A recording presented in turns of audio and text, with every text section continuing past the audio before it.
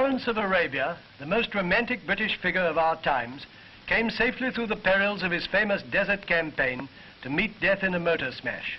During the war, he organized and led the Arabs of the desert in their revolt against the Turks, whom the British forces were fighting in Palestine. As an archaeologist in the Near East, this young Oxford Don had become familiar with the language, life and character of the nomad tribes.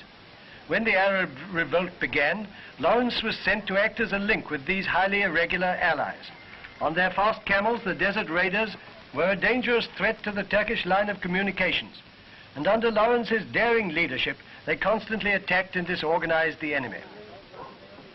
The Arab commander, the Emir Faizul, son of the Sheriff of Mecca, gave Lawrence his entire confidence. In this, the only cinema film ever taken showing Lawrence at the front, we see him barefooted and wearing Arab robes. He stands with hands clasped on the Emir's left, interpreting a conversation with a British officer who also wears an Arab headdress.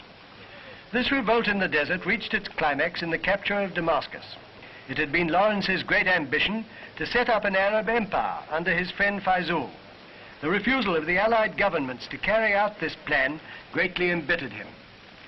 After serving in the Royal Air Force under the name of Shaw, he retired to this little cottage lost amid the Devonshire moors.